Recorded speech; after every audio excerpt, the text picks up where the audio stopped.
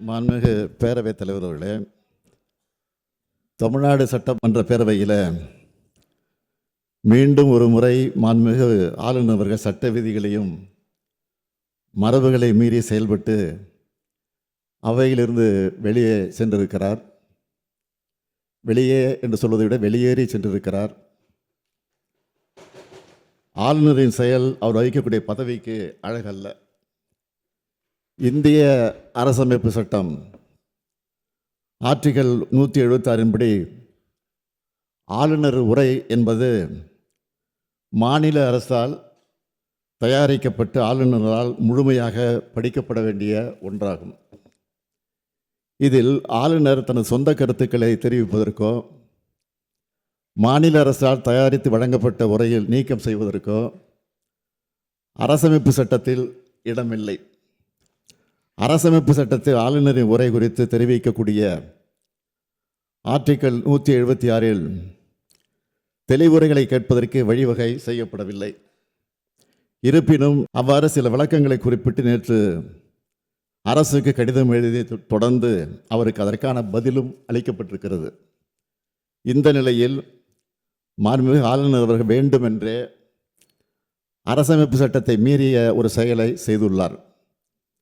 ஆளுநரின் செயல் என்பது நூற்றாண்டுகால மரபையும் நீண்ட பாரம்பரியத்தையும் கொண்ட இந்த மக்கள் சபையை, அதன் மாட்சிமையை அவமதிக்கும் செயலாகும் என்றே நான் கருதுகிறேன்.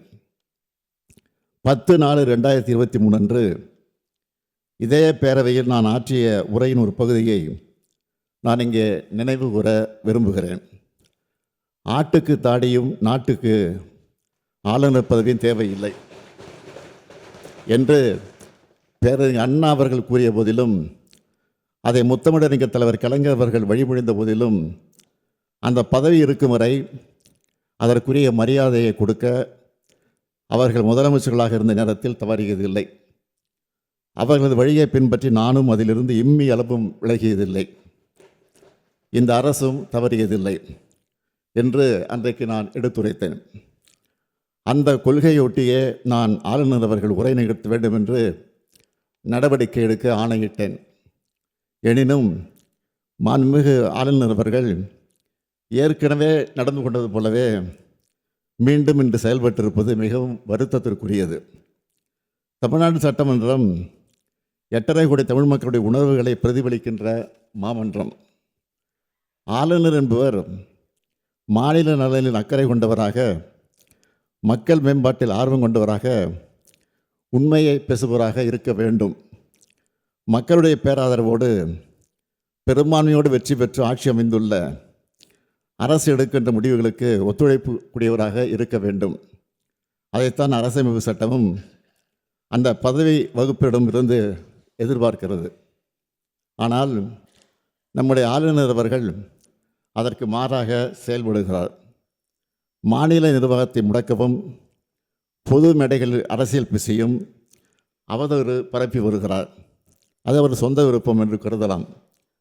எனினும் அத்தகைய ஒரு முயற்சியை இங்கும் செய்ய அவர் முனைவது ஏற்புடையது அல்ல. நூற்றாண்டு விழா கொண்டாடி சீரும் சிறப்போடு இயங்குகின்ற பேரவையின் புகழ் மங்கிடாத வகையில் பாதுகாத்து வந்த சான்றோர்களின் வழித்தடத்தினை பின்பற்ற வேண்டிய கடமை நமக்கு உள்ளது. வரலாற்று பெருமை கொண்ட இப்பேரவையின் மாண்பினை பாதுகாக்க வேண்டிய முதல் பொறுப்பு எனக்கு உள்ள காரணத்தால் கீழ்காணும் தீர்மானத்தை மாண்புமிகு பேரவைத் தலைவர்களின் இசைவோடு சட்டமன்ற பேரவை விதி 17 தளர்த்தி முன்மொழிந்திட அனுமதி கோருகிறேன். அனுமதி அளிக்கப்படுகிறது. நன்றி. தீர்மானம்: ஏற்கனவே உள்ள நடைமுறைகளை பின்பற்றி தமிழ்நாடு அரசால் தயாரித்து அனுப்பி வைக்கப்பட்ட ஆளுநர் உரையை பேரவையில் படிக்காமல் மாண்புமிகு ஆளுநர் அவர்கள் சென்று வருவதை இப்பேரவை ஏற்கவில்லை. மாண்புமிகு ஆளுநர் அவர்களுக்கு அனுப்பி வைக்கப்பட்ட சட்டமன்ற உறுப்பினர்கள் மேசையில் உள்ள கணினியில் பதிவேற்றம் செய்யப்பட்ட ஆளுநர் உரையின் ஆங்கில மொழியாக்கம் இங்கே மாண்புமிகு ஆளுநர் அவர்களால் படிக்கப்பட்டதாக இப்பேரவை கருதுகிறது. அவை குறிப்பில் நடவடிக்கை குறிப்புகள் இடம்பெறலாம்.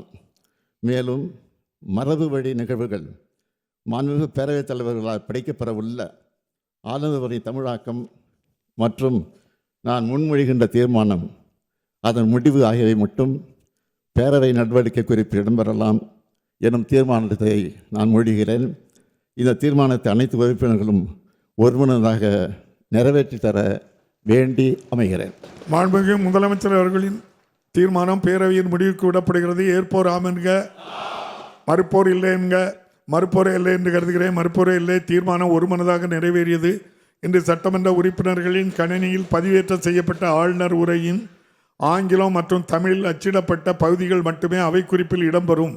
வேறு எவையும் அவை குறிப்பில் இடம்பெறாது என்பதையும், அதுபோல் பத்திரிகைகளும் ஊடகங்களும்.